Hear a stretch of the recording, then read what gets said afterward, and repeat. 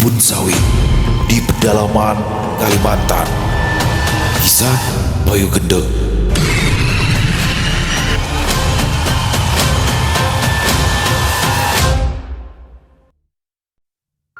Setelah menempuh perjalanan panjang lebih dari 5 jam, akhirnya Bondet dan rombongan pekerja itu tiba di Seruyan Hulu. Malam sudah jatuh ketika mereka sampai di sebuah rumah panggung besar di tengah-tengah hamparan perkebunan sawit milik Atang Keling. Dengan dipandu oleh Titus dan Anju, mereka dibawa ke kamar masing-masing. Rumah panggung itu memang luas. Banyak kamar disediakan di dalamnya, masing-masing diisi oleh 3 hingga 4 orang. Bondet sekamar dengan Prapto, Angga, dan Restu. Begitu meletakkan barang bawaannya, Bondet langsung merebahkan diri di atas kasur lipat yang tergelar lapi di rantai kayu. Akhirnya kita sampai juga, Bara. Selamat datang di Kalimantan. Mudah-mudahan kamu betah di sini, ucap Prapto pelan dengan senyum lebar yang ramah. Iya, Mas Prapto. Ternyata hawanya tidak jauh beda sama di Jawa. Semoga saja kita semua bisa meraih hidup yang lebih baik di sini, jawab Bondet dengan senyuman ramah. Prapto menghela nafas panjang, lalu menatap langit-langit kayu di atas mereka. Iya, Bara, yes, aku mau tidur dulu. Mudah-mudahan dalam tidurku bisa ketemu sama Dek Lastri. Aku udah kangen banget ini. 6 bulan lagi kami akan menikah. Jadi mulai besok pagi aku harus kerja lebih keras untuk modal nikah. Yes, mari tidur dulu. Prapto pun segera memejamkan mata, diikuti oleh Angga dan Restu yang sudah lebih dulu terlelap. Namun Bondet tetap terjaga. Matanya sulit terbejam. Ia membolak-balikan badan, berharap kantuk segera menyergap. Tapi yang ada justru rasa resah yang semakin mengusik. Setengah jam berlalu, Bondet menyerah. Ia bangkit perlahan, membuka pintu kamar dan melangkah ke balkon rumah panggung itu. Angin malam menerpa wajahnya. Ia menyalakan sebatang rokok, mencoba menenangkan pikiran. Dari balkon itulah, tanpa sengaja, dia melihat sesuatu yang mengusik rasa penasarannya. Di halaman bawah, dekat mobil yang terparkir, tampak Titus dan Anju sedang berbincang serius.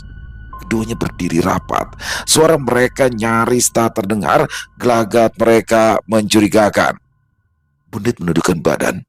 Ia bersembunyi di balik pagar balkon kayu. Ia berusaha mencuri dengar, tapi sayang, percakapan itu menggunakan bahasa Dayak yang sama sekali tak dipahami Bondet. Meski begitu, ia tetap memperhatikan dengan seksama, mencoba menangkap setiap gerak-gerik dan nada suara mereka. Hingga tiba-tiba, telinganya menangkap satu kalimat yang cukup membuat jantungnya berdegup lebih kencang. Besok adalah purnama terakhir, dan itulah waktu kita untuk beraksi, kata Titus sambil menyerahkan sebuah mandau kepada Anju. Anju menatap sekilas senjata itu, lalu menyelipkannya ke pinggang dengan gerakan tenang. Tanpa banyak bicara, keduanya pun masuk ke dalam mobil dan melaju meninggalkan area rumah panggung itu, menembus kegelapan malam. Bondet masih terpaku di tempatnya. Wajahnya menyiratkan berbagai pertanyaan yang belum menemukan jawaban. Apa yang akan mereka lakukan saat purnama terakhir? Apa arti aksi yang dimaksud dan untuk siapa mandau itu? Rasa kantuk Bondet kini benar-benar sirna, berganti dengan perasaan was-was yang merayap di dalam hatinya. Pagi tiba, para pekerja terlihat menikmati sarapan dan kopi sebelum memulai aktivitas. Para pekerja yang baru datang masih belum ikut beraktivitas. Mereka menunggu arahan dari Atang Keling yang kemungkinan pagi ini akan datang ke rumah karyawan sawit itu. Ketika para pekerja mulai berjalan menuju kebun, terlihat sebuah mobil mewah memasuki area perkebunan sawit. Mobil itu diparkir di depan rumah karyawan, lalu pengendara mobil itu pun turun dari mobilnya. Terlihat seorang pria kurus, tak terlalu tinggi, mengenakan celana pendek dan kaos hitam turun dari mobil lalu berjalan menuju rumah panggung itu. Dialah Atang Keling. Atang Keling segera mendatangi para karyawan yang duduk di ruang tamu bawah yang memang telah menunggu dirinya. Tampak 6 pemuda menunggu di sana, termasuk Bondet. Semua pemuda itu baru datang dari Jawa bersama dengan Bondet, hanya Prapto saja yang tak ada di sana karena Prapto langsung memulai pekerjaannya. Atang Keling menatap satu persatu karyawan baru itu dan menyalaminya. Mata Bondet sekilas melirik ke arah bosnya itu. Dalam pandangannya, Atang Keling tampak seperti pria pada umumnya. Wajahnya tampak teduh dan murah senyum, sedangkan tutur katanya halus meskipun sedang berbicara dengan para karyawannya. Kesan pertama Bondet melihat bosnya itu cukup positif. Bondet sejenak bisa menyimpulkan bahwa bosnya itu adalah orang yang baik. Selamat datang di PT Atang Jaya Sentosa, teman-teman semua. Mudah-mudahan kalian betah tinggal di sini. Untuk masalah makan dan tempat tinggal, Bapak yang akan menanggung. Yang penting, kalian semua bekerja sebaik mungkin. Untuk masalah gaji, kalian sudah tahu sendiri nominalnya kan? Mungkin bagi sebagian dari kalian, ya, gaji segitu kecil. Namun Bapak tidak akan tutup mata. Bagi para pekerja yang rajin dan bagus kerjanya, Bapak pasti akan menaikkan gaji kalian. Ya sudah, itu saja pesan Bapak. Apakah ada pertanyaan? Atang Keling berhenti sejenak, lalu mengedarkan pandangan menatap satu persatu karyawan baru itu. Para karyawan tampak menunduk, tak ada yang berucap kata. Ya sudah, kalau tidak ada pertanyaan, nanti kalian berenam ditambah Prapto akan Bapak kirim ke kebun Bapak di tempat lain. Jadi kalian akan bekerja di sana. Jadi silakan bergemas. Nanti Titus dan Anju yang akan mengantar kalian semua dan mengarahkan teknis pekerjaannya, ucap Atang Keling menutup percakapan. Mendengar perintah itu, Prapto pun segera dipanggil dan dia ikut berkemas dengan yang lain untuk menuju kebun sawit milik Atang Keling di tempat lain. Setelah selesai berkemas, tampak Titus dan Anju sudah menunggu dengan mobilnya. Selesai berkemas, Bondet, Prapto, dan para pekerja segera masuk ke mobil dan mobil pun berjalan keluar area perkebunan sawit. Atang Keling tampak menatap mobil yang memuat para pekerja itu dengan tatapan tajam. Matanya terus menatap hingga mobil itu pun keluar area perkebunan. Lalu bos sawit itu bergema pelan. Mudah-mudahan kau puas dengan tumbal yang telah aku siapkan untukmu, Batara Darak. Mobil terus melaju, menembus jalanan yang diterangi teriknya matahari. Di dalam kabin, suasana terasa hening, tak banyak kata yang terucap seolah masing-masing larut dalam pikirannya sendiri. Sesekali, Bondet mencuri pandang ke arah kaca spion tengah. Di sana, sepasang mata milik Anju tampak menatap lurus ke arahnya. Tatapannya tajam, seolah tak ingin lepas dari Bondet. Bondet berusaha menebak maksud dari tatapan itu, namun semakin ia mencoba, semakin samar pula maknanya. Apakah kecurigaan, ancaman, atau sekedar lamunan kosong? Ia tak tahu. Yang pasti, tatapan itu cukup membuat hatinya tak nyaman. Setelah kurang lebih 3 jam perjalanan, mereka pun tiba di kebun sawit. Kebun itu tampak sepi. Rumah untuk karyawan yang berdiri di area kebun pun juga nampak tua, seolah telah lama tak berpenghuni. Begitu mobil berhenti, mereka pun segera turun. Titus memberikan beberapa arahan sederhana mengatur pembagian tugas kerja hari ini. Setelah itu, aktivitas pun berjalan seperti biasa. Titus dan Anju mendampingi mereka, memastikan semua berjalan sesuai dengan rencana. Sore perlahan merambat. Kelelahan mulai tergurat di wajah Bondet dan kawan-kawannya setelah seharian bekerja di bawah terik matahari. Usai membersihkan diri, mereka pun berkumpul di halaman rumah, bercengkrama sembari ngopi untuk sekedar mengusir penat. Malam akhirnya turun perlahan. Bulan purnama menggantung tinggi di langit, bundar dan terang, menyerupai lampu pijar raksasa yang bersinar dengan remang. Sinar menembus sela-sela di daunan pohon sawit yang berjajar rapi, menciptakan bayang-bayang panjang di tanah yang basah oleh embun. Di kejauhan, suara jangkrik dan binatang malam bersaut-sautan mengisi kesunyian yang mencekam. Rumah kebun itu jauh dari keramaian. Tak ada hiburan, bahkan listrik pun belum menjangkau tempat terpencil ini. Para pekerja memilih beranjak tidur meski malam belum terlalu larut. Satu-satunya penerangan hanyalah lentera minyak yang tergantung di dinding kayu, berayun pelan tertiup angin. Sebuah lentera tambahan disediakan, diletakkan di sudut ruangan, siap digunakan bila ada yang hendak ke kamar mandi atau keluar rumah di tengah malam. Malam kian larut, udara dingin menyusup lewat celah-celah dinding kayu. Dari dalam kamar-kamar sempit, suara dengkuran para pekerja terdengar bersautan seolah menjadi satu-satunya irama di tengah malam yang sunyi. Sekitar setengah jam berlalu. Di antara suara dengkuran itu, Restu terbangun, rasa ingin buang air kecil memaksanya bangkit dari tidurnya. Dia meraih lentera minyak di sudut ruangan, menyalakannya dengan hati-hati. Cahaya kuning temaram menyemburat pelan, cukup untuk menuntunnya. Dengan langkah perlahan, Restu berjalan menembus halaman gelap. Jalan setapak yang mengarah ke toilet nyaris tertelan kegelapan malam, hanya sesekali diterangi kerlip remang dari lentera yang ada di tangannya. Di kiri kanan, bayang-bayang batang sawit bergoyang diterpa angin, menciptakan siluet-siluet yang menari dalam diam. Tak lama kemudian, ia tiba di depan bilik toilet sederhana yang berdinding seng. Udara lembab bercampur aroma tanah basah menusuk hidungnya, namun langkahnya mendadak terhenti. Cahaya lentera yang berayun di tangannya menyorot ke samping bilik. Di sana tampak seseorang duduk membatu di sebuah kursi bambu reot. Ia duduk kaku, menunduk tanpa suara, seakan tak terusik oleh kehadiran Restu. Jantung Restu berdegup pelan namun berat.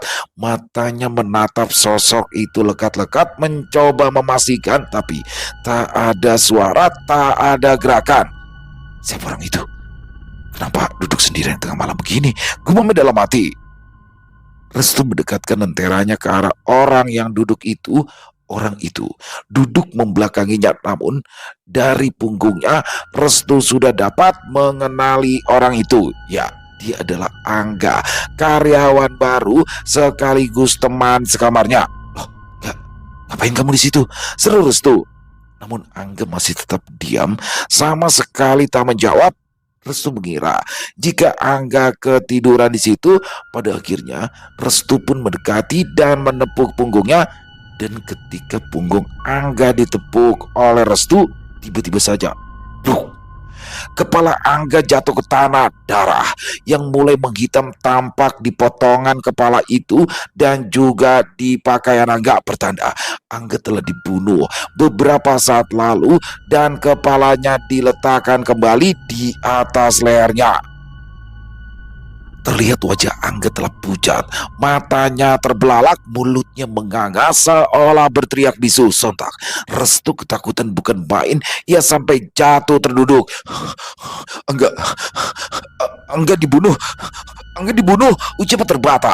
Lalu ia pun lari tunggang langgang kembali ke rumah sawit sambil berteriak, tolong, tolong, Angga dibunuh, Angga dibunuh, teriaknya keras. Hingga akhirnya ia pun tiba di depan pintu kamarnya Restu. Cepat-cepat membuka pintu dan kembali berteriak di ambang pintu, sehingga membangunkan Bondet, Prapto, dan juga yang lain. Tolong, tolong, teriak Restu penuh ketakutan. Bondet dan yang lain segera mengarahkan pandangan ke arahnya. Ada apa sih Restu? Malam-malam gini teriak-teriak, saut Prapto. Sedangkan Bundit menatap Restu dengan wajah setengah mengantuk. Gawat, gawat, Angga Dibu. Belum selesai Restu berkata-kata, tiba-tiba saja ia terdiam dan berdiri kaku di depan pintu, matanya membelalak dan gedebuk. Kepala Restu terpenggal lalu jatuh di lantai seketika, darah menyembur deras dari lehernya yang telah putus. Tubuh dan kepala Restu pun ambruk yang sontak membuat para pekerja lainnya terkejut dan histeris bukan main. Bundit juga nampak terkejut, matanya membelalak, namun yang paling ia takutkan adalah dia tak bisa melihat pelaku yang memenggal kepala Restu. Tubuh Bundit bergetar. Dia tahu bahwa pembunuh Restu adalah seseorang yang memiliki kesaktian cukup tinggi. Seketika, dia kembali mengingat percakapan antara Titus dan Anju malam kemarin. Jangan-jangan gumam Bundit dalam hatinya. Menjelang tengah malam, di dalam ruangan gelap yang hanya diterangi oleh cahaya redup lampu minyak, Bayu dan Kiseno melaksanakan sholat tahajud berjamaah. Selesai sholat, keduanya lalu duduk berdampingan di atas tikar pandan, mata mereka terpejam rapat. Bibir keduanya bergetar perlahan merapal doa-doa agar mendapat petunjuk tentang keberadaan empat pendekar semesta. Namun, sudah lebih dari 1 jam, mereka tak mendapat tanda-tanda apapun, tak ada suara gaib, tak ada bisikan, dan tak ada penglihatan apapun. Yang ada hanyalah kesunyian yang kian pekat. Hawa dingin di dalam ruangan itu justru membuat Bayu mengantuk. Kelopak matanya mulai terasa berat dan perlahan mengendur. Sesekali kepalanya terangguk dan hampir terjatuh, lalu kembali tegak dengan gerakan kaget. Waduh, jangan ngantuklah, sial. Ini ritual penting, masa ya malah ketiduran. Tahan Bayu, harus tahan. Gumam dalam hati menyemangati dirinya sendiri. Ia menggigit bibir bawahnya, berharap rasa sakit itu bisa mengusir kantuk, tapi sia-sia. Kelopak matanya seperti diselimuti kabut tebal yang tak mampu ia lawan. Semangat yang tadi membara kini terkikis pelan-pelan, dan akhirnya tubuh Bayu menyerah. Kepalanya tertunduk pelan, nafasnya teratur, ia terlelap. Kini ruangan itu tak lagi sunyi. Perlahan, suara dengkuran halus dari Bayu mulai memecah keheningan. Dengkuran itu menggema samar, mengganggu kehusukan Kiseno. Kakek tua itu menggelengkan kepala sembari menghela nafas panjang. Dasar murid gendang, diajak ritual malah ngorok batinnya. Namun Kiseno tetap bersabar. Ia pun tetap melanjutkan zikirnya sebab dia tahu petunjuk bisa datang kapan saja. Sementara itu, Bayu sudah berada di alam mimpi. Di sana, ia melihat pemandangan aneh yang tak pernah ia lihat sebelumnya. Dia berdiri di tengah hamparan padang rumput hijau yang begitu luas dengan langit membentang cerah.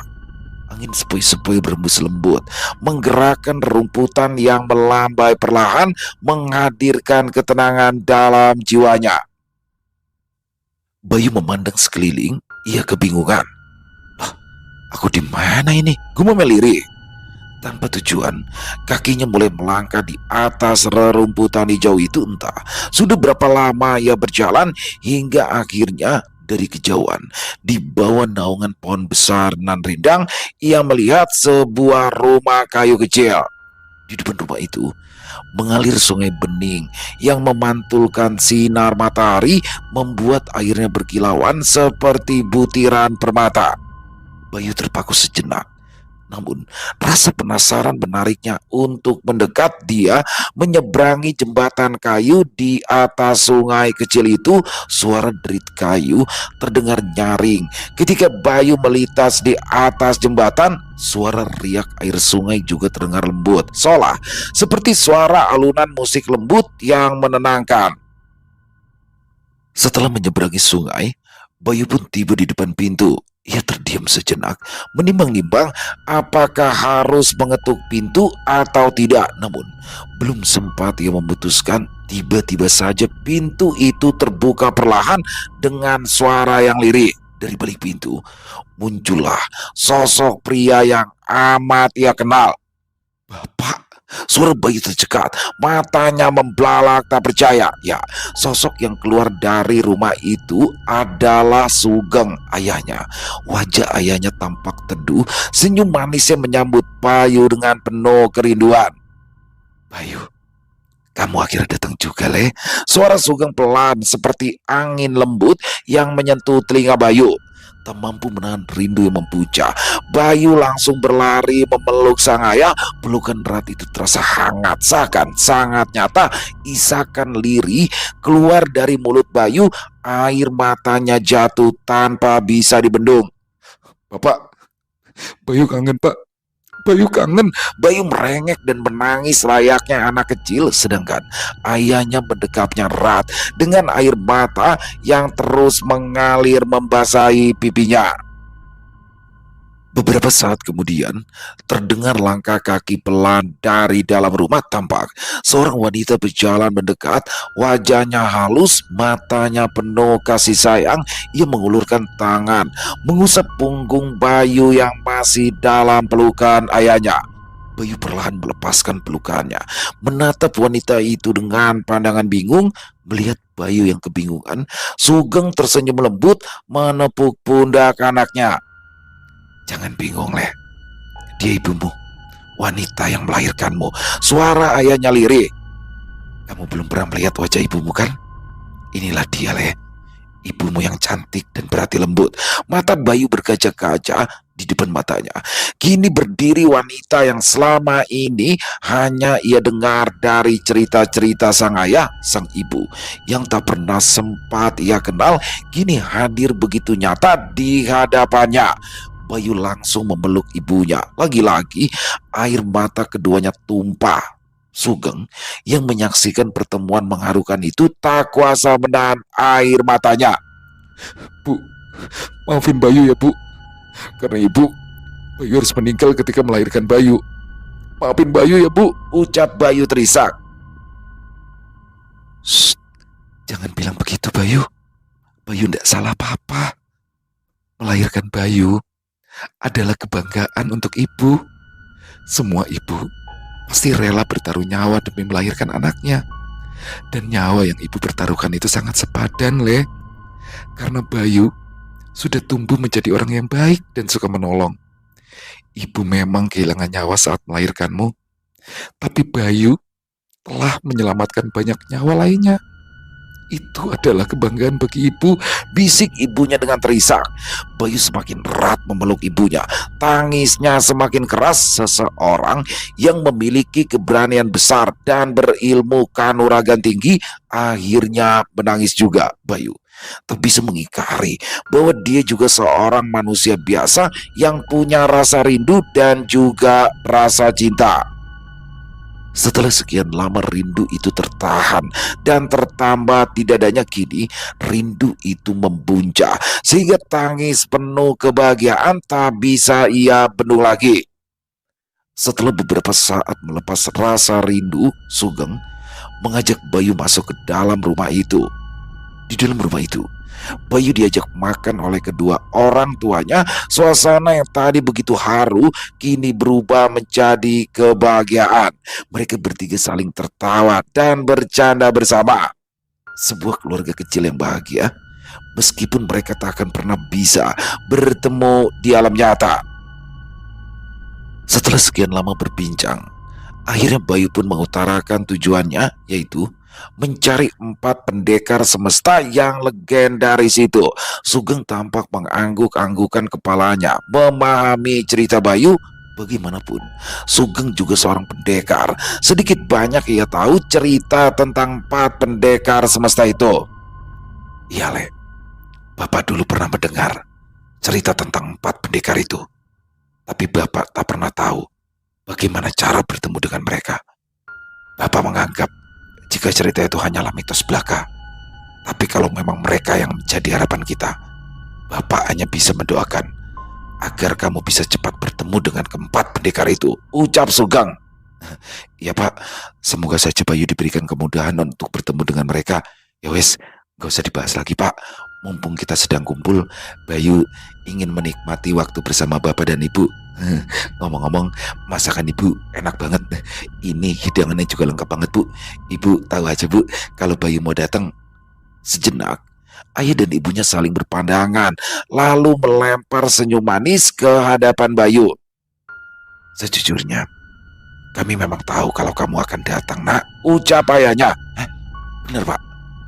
Iya Leh, beberapa waktu lalu ada seorang kakek-kakek datang ke rumah kami dan mengatakan bahwa kamu akan segera datang ke alam ini.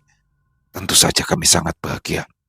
Orang itu juga menitipkan sesuatu kepada ayah dan berpesan untuk memberikan titipan itu kepadamu, ucap ayahnya pelan. Titipan? Titipan apa ya Pak? Saut Bayu cepat. Kemudian ayahnya berjalan masuk ke ruang tengah dan kembali lagi dengan sebuah kotak kayu tua. Kotak kayu itu pun kemudian diletakkan di hadapan Bayu. Ini titipannya nak, ucap Sugeng. Bayu menatap sekilas kotak itu. Matanya mengamati ukiran huruf Jawa dan simbol segitiga aneh di atas kotak itu. Waduh, sayang banget ya, Bayu tidak bisa baca aksara Jawa di kotak ini Pak. Gumam Bayu dalam pelan. Sama Le, ayah juga tidak bisa baca aksara Jawa. Tapi coba saja buka kotaknya Le. Itu isinya apa? Perintah ayahnya. Bayu pun menganggukkan kepala. Lalu dengan perlahan ia membuka kotak itu. Ketika kotak itu sepenuhnya terbuka, terlihatlah sebuah benda berbentuk persegi panjang dan berwarna perak. Bayu menatap ayahnya seolah bertanya benda apa itu, tapi ayahnya hanya memberi gestur mengangkat pundak pertanda ayahnya juga tidak tahu. Perlahan Bayu mengambil benda yang berada di tengah kotak itu. Setelah Bayu memegangnya, barulah Bayu mengetahui bahwa benda itu adalah sebuah korek api yang terbuat dari besi berlapis perak dan dihiasi oleh ukiran dengan lambang yang aneh. Lah, ini korek api Pak? Tapi buat apa orang itu nitipin korek api? Tanya Bayu heran. Bapak juga nggak tahu Le. Oh iya, dia juga berpesan agar kamu menggunakan benda itu di alammu saja. Dan gunakanlah benda itu dengan bijak. Itu pesan dari dia Le, jawab Sugeng. Kok lucu? Mungkin dia tahu ya Pak, kalau aku sering ambil korek bondet. Jadi dia ngasih korek ini ke aku deh Pak. Tapi korek ini memang bagus sih. Baik Pak, akan Bayu jaga barang ini. Mereka pun kembali melanjutkan makannya. Dan sekitar 1 jam kemudian Bayu pun berpamitan untuk kembali ke alamnya. Berat rasanya kembali berpisah dengan orang tuanya, namun Bayu harus segera kembali karena ia masih punya tugas besar yang harus ia tunaikan. Dengan berlinang air mata, dia pun berpamitan kepada orang tuanya dan kembali ke alam dunia. Di dalam rumah Kiseno, Bayu tiba-tiba terbangun dengan gelagapan, matanya terbelalak kaget, nafasnya ngos-ngosan terlihat. Kiseno memandangnya sambil menikmati segelas kopi di samping Bayu. Sudah bangun kamu Le, suara Kiseno menyambutnya. Aduh, aku ketiduran ya Ki, saut Bayu kaget. Yo, tidurnya sampai ngorok-ngorok, balas Kiseno sambil tersenyum. Maafin saya Ki, duh gak tahu kenapa itu tiba-tiba saya ngantuk pol Ki. Tapi dalam tidur tadi aku ketemu orang tuaku Ki, dan pertemuan itu seolah sangat-sangat nyata Ki, ujar Bayu menjelaskan. Ya, aku tahu Le, sebenarnya tidak mungkin arwah orang tuamu bertemu denganmu karena kalian sudah berbeda alam. Bisa saja itu adalah perbuatan jin atau rasa rindu dan ikatan dari kalian yang pada akhirnya membentuk sebuah gambaran yang seolah nyata. Ya Ki, bisa begitu. Tapi tadi di sana aku diberikan sesuatu sama ayahku deh Ki. Sebentar Ki, saut Bayu. Lalu ia meraba sakunya. Sontak ia terkejut ketika ia mendapati di dalam saku itu ada benda yang mengganjal di sana. Bayu segera mengeluarkan benda di dalam sakunya itu dan benar bahwa benda itu adalah kotak kayu yang tadi diberikan oleh ayahnya. "Ki, aku mendapatkan ini dari bapak di alam mimpi," ucap Bayu sembari menunjukkan kotak kayu itu kepada gurunya. Kiseno menerimanya. Dia mulai mengamati dengan seksama kotak itu. Di atas kotak itu ada lambang segitiga aneh dengan aksara Jawa kuno yang melingkar. Kiseno mengamati tulisan itu lalu membacanya. "Api seka semesta, geni biru dari terah semesta," ucap Kiseno mengeja aksara Jawa di kotak itu. Bayu tersentak mendengar ucapan gurunya itu. "Hah? Api seka semesta? Waduh, jangan-jangan itu nama salah satu dari 4 pendekar itu, Ki." "Aku tidak tahu, Le. Tapi mungkin saja benda dalam kotak kayu ini adalah petunjuk penting." Kiseno mengembalikan kotak kayu itu kepada Bayu. Bayu pun menerimanya kembali dan segera membukanya. Lalu dia mengambil korek api dari dalam kotak. Bayu berpikir sejenak sambil mengamati dengan seksama korek itu. Ujung jarinya mengelus lambang segitiga aneh di korek itu. "Baik lagi, aku akan mencoba menyalakan korek ini. Siapa tahu ada sebuah petunjuk nantinya," ucap Bayu sembari menatap wajah Kiseno. Kiseno mengangguk menyetujui ucapan Bayu. Bayu memegang korek itu erat-erat di tangan kanannya. Matanya menatap tajam penuh rasa penasaran. Jantungnya berdegup kencang. Tangan kanannya sedikit gemetar. Di sebelahnya, Kiseno tampak menunggu dengan penuh harap. Bayu membuka tutup korek itu dengan ibu jarinya. Di dalamnya terlihat roda kecil seperti pemantik pada umumnya. Bayu menarik nafas dalam-dalam. Cekrek, cekrek, cekrek. Suara gear pemantik terdengar saat Bayu memutarnya 3 kali. Lalu ces, nyala api biru muncul dari korek itu. Sekilas api itu tampak biasa, hanya warnanya saja yang berbeda dengan api pada umumnya. Namun beberapa detik kemudian api biru itu membesar dengan cepat, membumbung ke langit-langit ruangan.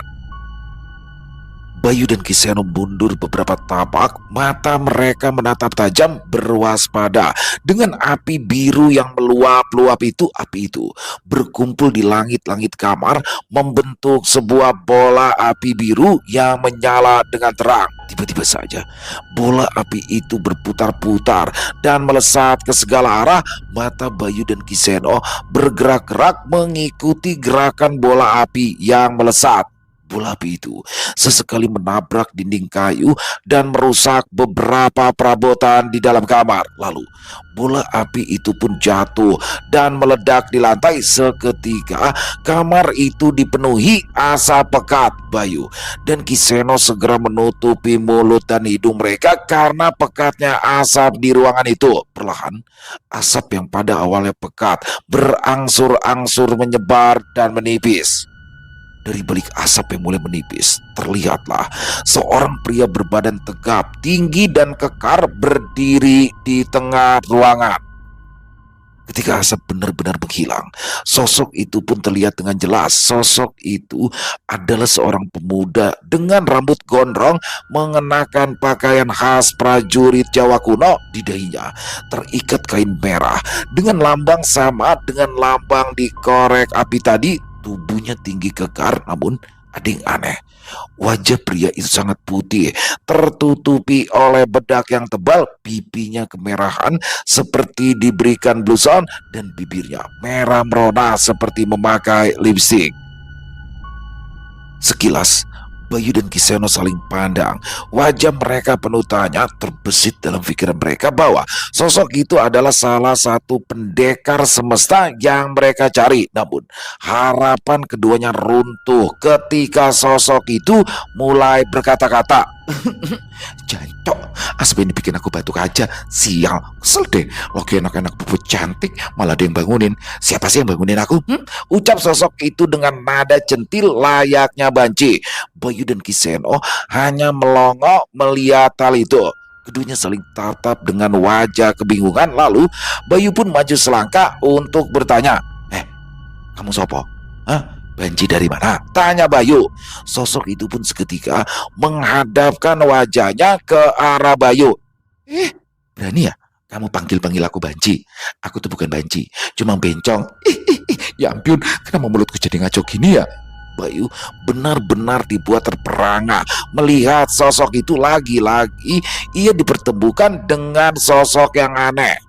Setelah pertemuannya dengan kakek mesum, kini dia malah bertemu lagi dengan sosok yang lebih aneh. Kamu itu belum jawab pertanyaanku. Siapa namamu? Tanya Bayu ketus. Kalau nanya itu jangan galak-galak dong. Aku tuh nggak bisa digalakin loh. Untung aja kamu ganteng. Kalau udah enggak, aku injek-injek kamu. Ucapnya sambil cemberut. Namaku, namaku Abi. Bukan ding. Panggil aja aku Melati ya. Melati itu namaku. Kiseno tampak menahan tawa, sedangkan Bayu hanya ternganga, tak percaya dengan apa yang dia lihat. Sebelumnya mohon maaf Mas, Mbak Melati, mohon maaf jika kami mengganggu Anda. Tujuan kami sebenarnya adalah ingin bertemu dengan 4 pendekar semesta, dan kebetulan kami mendapatkan korek api yang bertuliskan nama Trah Semesta, sehingga kami berpikir akan mendapatkan petunjuk dari korek itu Mas. Mbak maaf, karena hanya keempat pendekar itulah harapan kami untuk melawan Arcapada. Ucap Kiseno menjelaskan dengan suara yang lembut. Sosok yang menyebut dirinya Melati itu terdiam sejenak, lalu ia melompat duduk di atas meja, kemudian menyilangkan kaki kanannya di atas kaki kirinya dengan gaya yang centil. Begitu rupanya. Ternyata memang sudah waktunya aku keluar ya. Ucapanmu itu benar sekali kakek peot. Maaf, keceplosan. Memang mulutku ini suka error kalau ngomong. Ya gini-gini. Ucapan kamu itu memang benar loh kek.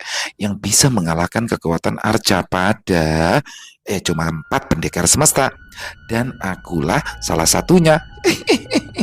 Bayu dan Kiseno sontak melongo bersamaan. Keduanya seolah tak percaya dengan apa yang barusan mereka dengar. Kamu? Jadi kamu itu salah satu dari 4 pendekar itu? Kamu lagi ngelawak nih Mbak. Ya Mbak. Saut Bayu tak percaya. Sembarangan. Siapa yang lagi ngelawak? Aku tuh serius Thomas. Memangnya kenapa? Kalau aku seorang pendekar, kamu heran? Ada pendekar bencong? Jangan salah loh Mas. Aku ini adalah pendekar yang paling kuat di antara keempat pendekar semesta. Yang lain mah cemen. Aku bilangin ya, kalian mendingan gak usah deh cari 3 pendekar semesta yang lain. Aku aja udah cukup kok buat ngobrak-ngabrik Arcapada. Ucapnya penuh percaya diri. Beneran? Tanya Bayu heran. Ya bener lah. Memangnya kamu mau tak obrak-abrik duluan?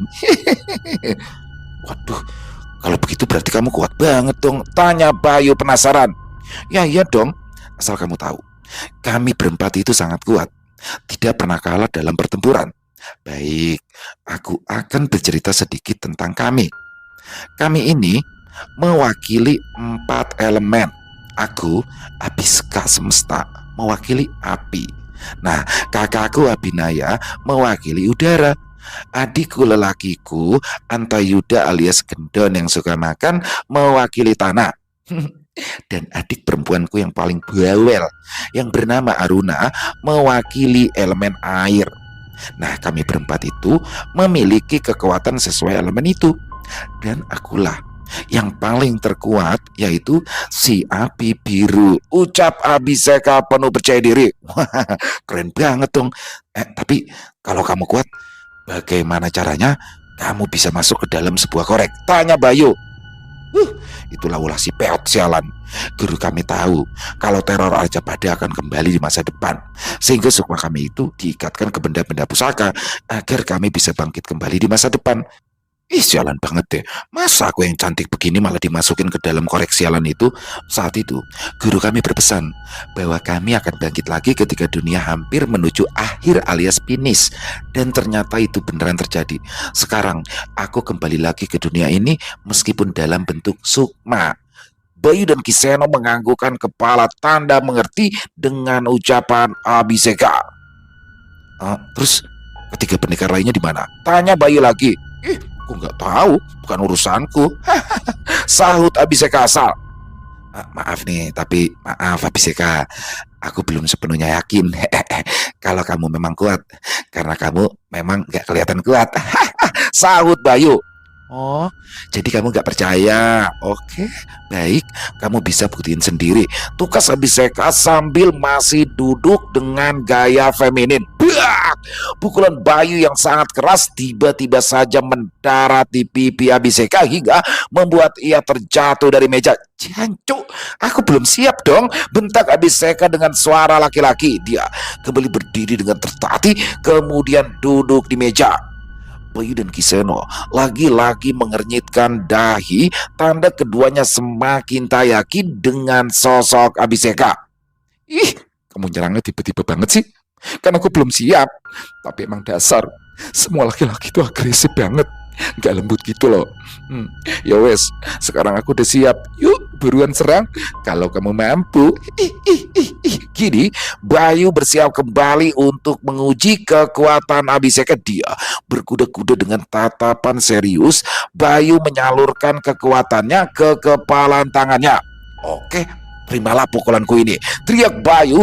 Lalu dia melompat sambil memukul ke arah Abiseka yang terduduk di atas meja.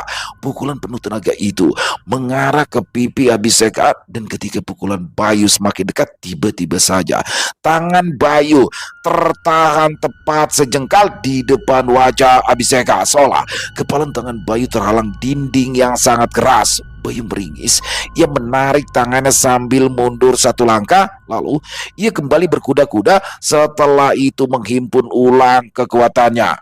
Dia kembali menyerang dengan melancarkan pukulan berkali-kali ke arah Abiseka, tapi semua pukulan Bayu hanya membentur dinding tak terlihat. Melihat serangannya sia-sia, Bayu kembali mundur beberapa langkah, nafasnya memburu, keringat mulai membasahi keningnya. Sedangkan Abiseka masih duduk tenang sambil jarinya mengorek-ngorek upil di dalam hidungnya. Kamu tuh lemah banget kayak bencong. Nyentuh kulitku yang mulus ini aja nggak mampu. Ledeknya. Kiseno tersenyum kecil melihat pemandangan itu. Kini dia telah yakin bahwa Abiseka adalah salah satu dari 4 pendekar semesta. Bayu yang tak terima dikatain sedemikian rupa kemudian berteriak memanggil Blacky. Blacky!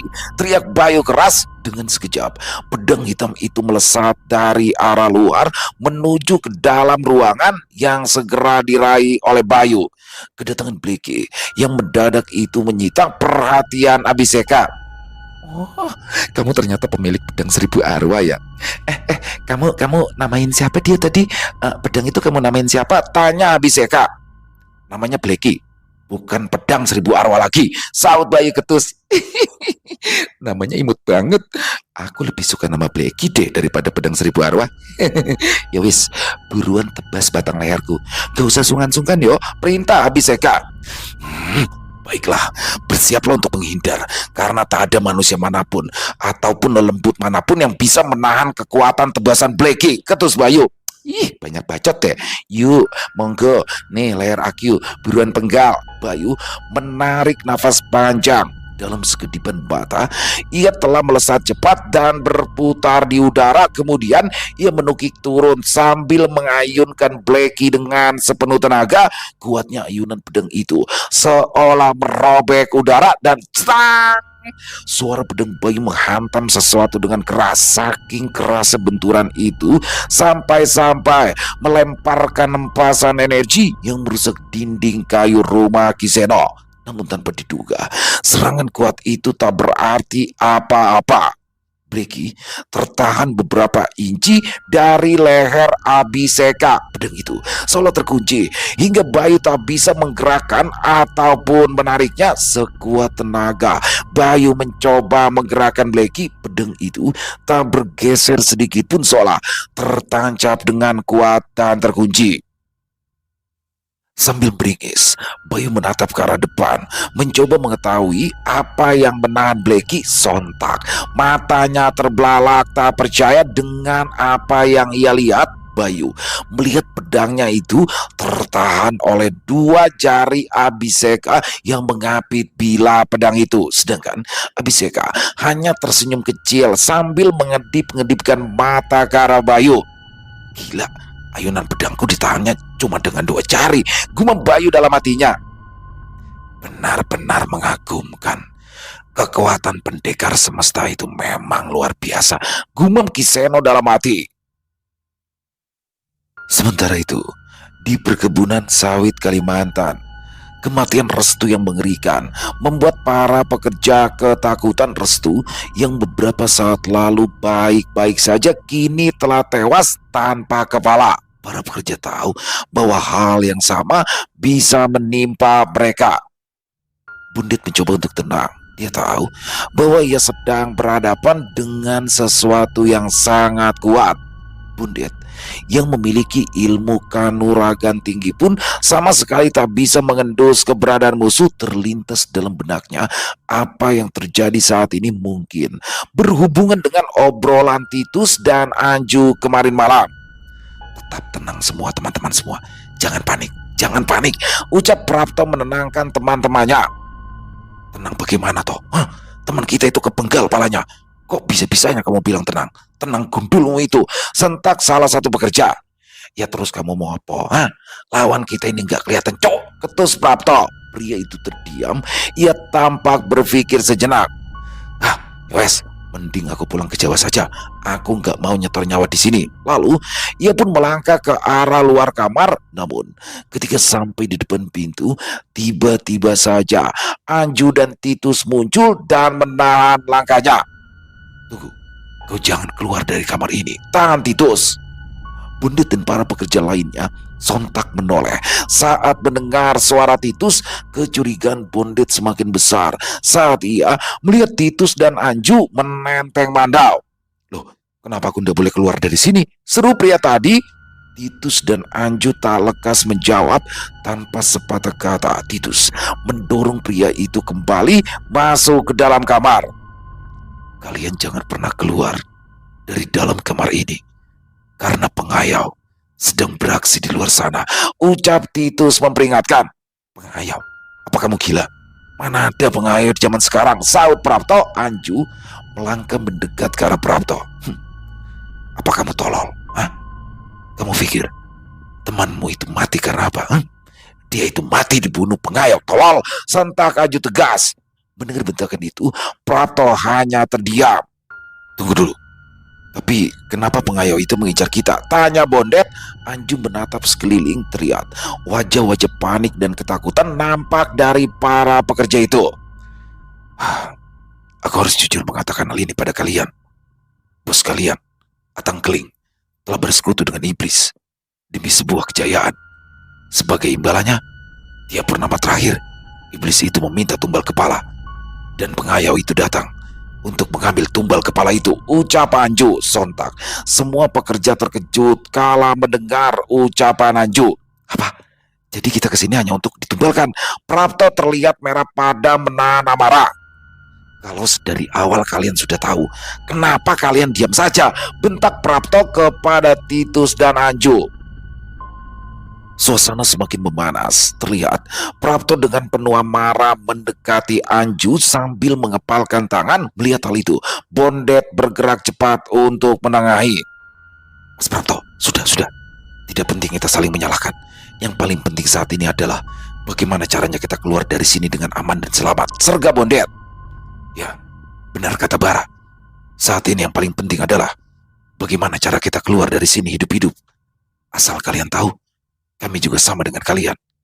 1 tahun yang lalu, adikku dan juga kakaknya Anju tewas menjadi tumbal Atang Keling di tanah ini. Sehingga kami datang ke sini untuk membuat perhitungan dengan para pengayau itu, karena mereka telah berani menghabisi seseorang dari suku mereka sendiri, sahut Titus.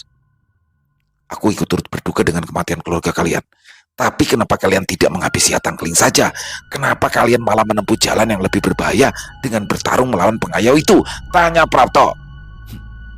Kami sudah mencoba menghabisi Atang Keling, tapi dia memiliki penjaga gaib yang tak bisa kami tembus.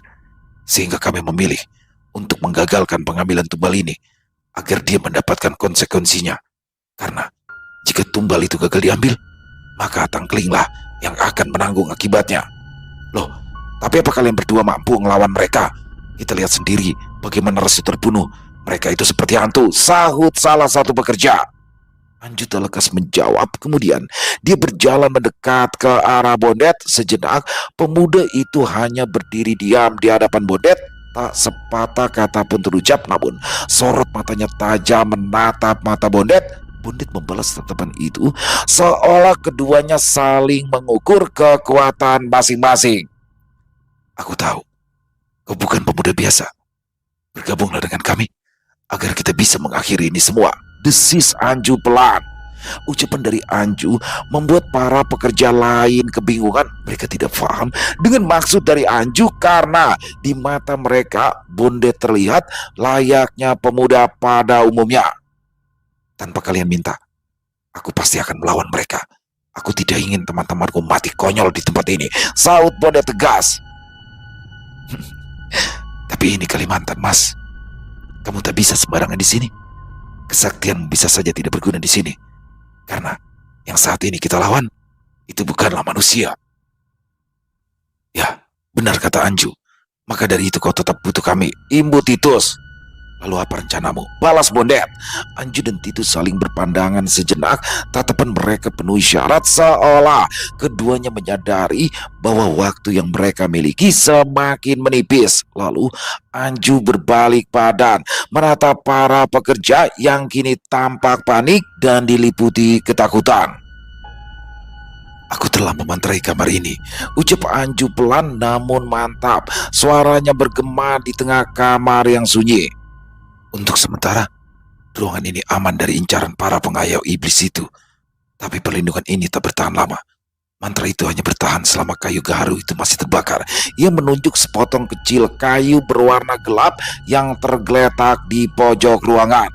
Asap tipis mengepul dari kayu berukuran 2 jari itu seperti sebuah dupa. Aroma tajamnya menguar, harum dan mistis.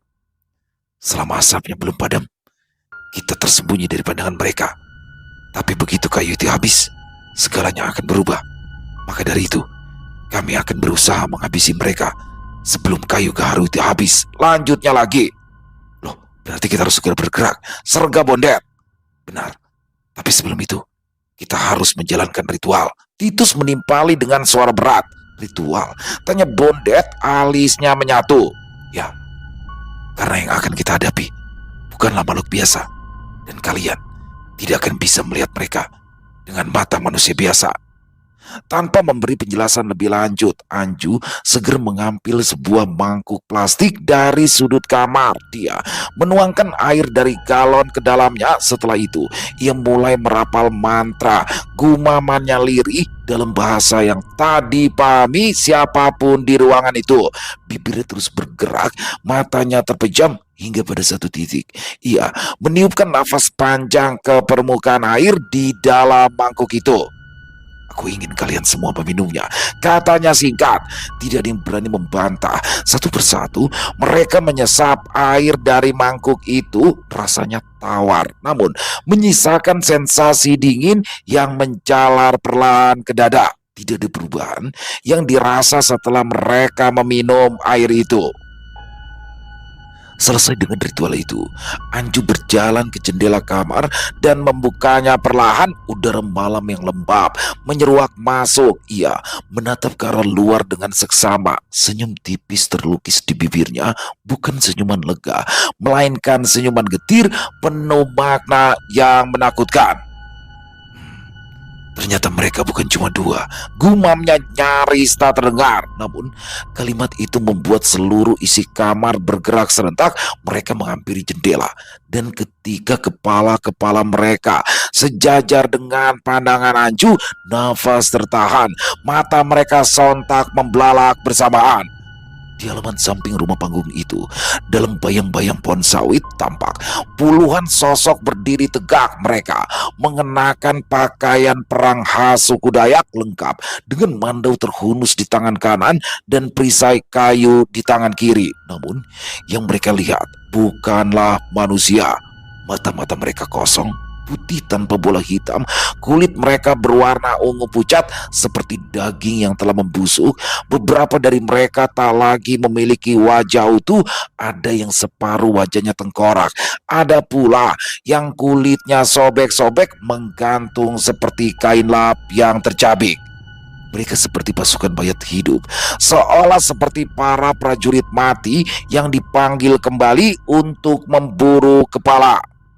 Tak seorang pun di kamar itu sanggup berkata-kata, nafas mereka tertahan, tenggorokan tercekat, harapan yang tadi sempat mengendap perlahan larut bersama kabut dan asap gaharu. Karena kini mereka tahu, yang memburu mereka bukan lagi manusia. Selesai. Oh, luar biasa kisah Bayu Gendeng asli. Ini seru banget nih. Di season Batara Darak, di season bagaimana Bayu Bondet ke Kalimantan, ini adalah episode paling seru kalau menurut saya dan paling mencekam banget ya. Dan juga kaya materinya nih. Bagaimana di sini Bondet bersama rekan-rekannya di perkebunan sawit diteror oleh para pengayau. Dan di sini bagaimana bukan pengayaunya tuh nggak langsung nebas gitu, tapi pakai ilmu gaib. Tiba-tiba klegek jatuh kepalanya. Waduh, serem banget ya. Dan ada misteri juga, ternyata dua orang itu, Titus dan Anju, itu ternyata bukan musuh teman-teman. Dia adalah orang yang menyelinap karena salah satu keluarganya itu jadi korban juga di situ. Jadi dia pura-pura kerja di situ padahal tujuannya adalah untuk membalaskan dendam mereka. Wah, keren banget. Pastinya akan berkolaborasi dong sama Bondet ya teman-teman ya. Dan juga wah, pantesan aja Bondet datang ke Kalimantan Selatan ini gak ketemu deh sama Robert ya. Ternyata Robertnya lagi di Jawa Timur. Jadi Bayu Bondet ke Kalimantan, Robertnya malah ke Jawa Timur, gak ketemu deh. Aduh, saya sih udah berharap tadinya akan terjadi kolaborasi. Pasti keren banget nih Bayu dan Robert. Wah, pasti seru. Tapi ternyata ya ini seling ya, tapi mudah-mudahan sih nanti kedepannya ada lah ya, mudah-mudahan, tapi nggak janji. Tapi saya coba rayu-rayu deh Mas Jaki sama Om Pras nih biar ada kolaborasi. Wow, seru banget. Dan sekali lagi keren banget di sini kisahnya. Oh iya, ini juga si Bayu ya berantem sama pendekar semestanya. Salah satunya ada yang Kemayu ya, cowok pertama sih udah gagal banget tuh pakai kerajaan, baju kerajaan kerajaan Jawa dulu ya kan, kayak Mahapati gitu mungkin. Badannya tegap nggak taunya. Waduh, si Bayu Blacky sampai nggak tembus sama dia, tapi kuat ya, keren banget di sini. Makanya saya bilang kaya materinya nih, dari di Kalimantan terus di tanah Jawanya juga sama-sama seru. Bahkan ada sedihnya juga di sini, ada lucunya, ada seremnya, ada sedihnya juga. Bagaimana pertemuan Bayu dengan kedua orang tuanya. Aduh, jadi sedih kan sih, juga orang tua saya, ayah dan ibu saya udah nggak ada. Jadi sedih tuh ketika di sesi itu tuh mereka makan malam bareng berdua. Aduh, tiga sedih banget. Dan bagaimana di sini kalau Bayu itu kan di episode awal itu kan sudah ada yang di iblis, 5 iblis dari Jawa Timur itu ya teman-teman. Tuh saya ingat banget bagaimana Bayu bertarung bersama ayahnya sambil digendong tuh sama ayahnya tuh. Wah, itu ayahnya Bayu juga pendekar yang sakti, yang jago banget silatnya ya. Dan ini menurun kepada Bayu. Overall keren, pakai banget kisahnya. Buat Mas Jaki Aisar, jangan lama-lama untuk lanjutannya, ditunggu banget nih ya. Dan semoga kisah barusan bisa menghibur teman-teman semua para pecinta penikmat horor misteri, lebih khususnya lagi kepada para subscriber dari channel Ilo Bercerita. Buat teman-teman yang suka dengan videonya, bisa diklik tombol like ya, tombol jempolnya, boleh juga dibantu dong di-share ya link videonya ini ke teman-teman yang lain, agar juga ikut merasa terhibur. Dan buat teman-teman yang punya komentar lain, silakan bisa menuliskan di dalam kolom komentar ataupun hanya sekedar saling menyapa. Insya Allah kami akan menjawabnya satu persatu. Dan saya juga ingin mengucapkan terima kasih ya kepada seluruh teman-teman yang sudah selalu setia mendukung kami, yang sudah selalu hadir setiap harinya. Karena teman-temanlah saya selalu bersemangat berkarya setiap harinya. Di akhir kata, saya Ilo mengucapkan permohonan maaf apabila mungkin dalam pembawaan kisahnya barusan ada kata-kata saya yang salah ataupun ada kata-kata saya mungkin yang kurang berkenan. Saya mohon dibukakan pintu maaf yang seluas-luasnya. Sampai berjumpa lagi di konten-konten kami selanjutnya. Pasti tidak kalah serunya, pasti tidak kalah horornya. Masih bersama saya Ilo di channel Ilo Bercerita. Salam sehat, sukses selalu untuk kita semua. Wassalamualaikum warahmatullahi wabarakatuh.